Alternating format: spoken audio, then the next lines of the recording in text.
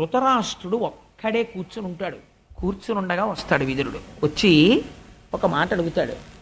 ఇది భాగవతం, అందుకే భాగవతం కొన్ని కోట్ల జన్మల తర్వాత మాత్రమే వింటారు.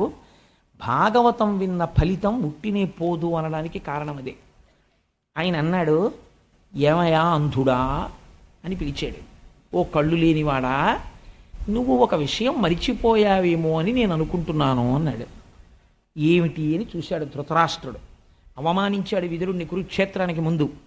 అన్నాడు, నీకు జ్ఞాపకం ఉందా, దుర్యోధనుడు తొడలు విరిగిపోయి కురుక్షేత్రంలో పడిపోయిన తరువాత ఇంకా బ్రతకాలన్న కోరికతో నీ పిల్లలతో ఎన్నో మాటలు పాండవుల్ని చంపాలని ప్రయత్నం చేసి వాళ్ళకి రావలసిన రాజ్యభాగాన్ని నువ్వు పెదనాయన వయ్యుండి కూడా కబళిస్తే ఆ పిల్లలు ధర్మంగా యుద్ధం చేసి రాజ్యాన్ని సంపాదించి నీవారన్నవారు మిగలకుండా చంపేవతల పారేస్తే దిక్కు లేక వాళ్ళ పంచన చేరితే అన్నానికి భీముడు అన్నాడు ఆ రోజున, పుట్టుగ్రుడ్డి, నీ బిడ్డలకి నీతి చెప్పలేక వాళ్ళని చంపడానికి కారకుడు అయ్యావురా, ఇంకా బ్రతుకుదామని పిండం తినడానికి మా ఇంటి మీద పడ్డావా అని అడిగాడు.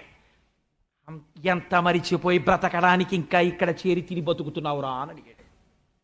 కళ్ళు తిరిగిపోయాయి ధృతరాష్ట్రుడికి. నీకు ఇంత వయస్సు వచ్చింది, నీ కళ్ళ ముందు బిడ్డలు వెళ్ళిపోయారు, నీవారన్నవాడొక్కడు లేడు. ఎవరు నశించిపోవాలని కోరుకున్నావో వాళ్ళు అన్నం పెడుతున్నారు నీకు, తింటున్నావు. దేనికి తింటున్నావు? ఇంకా బ్రతికేద్దామని. అలా తినేసి కూడా బ్రతికేస్తావురా? నీ ఒళ్ళు ముడతలు పడిపోయింది, నీ కళ్ళు పుట్టుకతో కనపడవు. ఇలా ఎన్నాళ్ళు ఉంటాయి అనుకుంటున్నావు? ప్రాణాలు చచ్చిపోతావు. ఇక్కడ ఉన్నా చచ్చిపోతావు, ఉండకపోయినా చచ్చిపోతావు. బుద్ధి మరల్చుకోవడం నేర్చుకో. ఎందుకు ఈ బ్రతుకు నీకు? నా మాట విని ఉత్తర క్షణం లేచి ఉత్తర దిక్కుకు వెళ్ళిపో. ఎవ్వరి కోసం చూడకు. వెళ్ళిపోయి ఇన్నాళ్ళు బ్రతికిన దుష్ట బ్రతుకు చాలు నీకు. ఇప్పటికైనా నా మాట విను.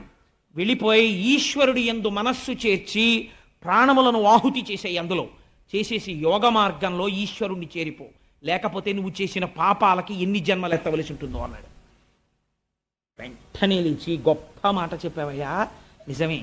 ఇంకా నేను ఎవరి కోసం బ్రతకాలయ్యా? భీముడు మొదలైన వాళ్ళు పెడుతున్నటువంటి ఈ నెత్తుటి కూడు తిని ఇంకా బతికేస్తున్నానా సంతోషంగా? నిద్ర పడుతోందా? ఛీ, రోత పుట్టిందయ్యా, వెళ్ళిపోతున్నానన్నాడు. ఒక వయసు వచ్చేసిన తరువాత మనిషి దృష్టి దేని మీదకి వెళ్ళిపోవాలో విదురుడు చెప్తున్నాడు. విదురుడు ధృతరాష్ట్రుడికి చెప్పట్లేదు, కళ్ళు మూసుకుపోయిన అందరికీ చెప్తాడు.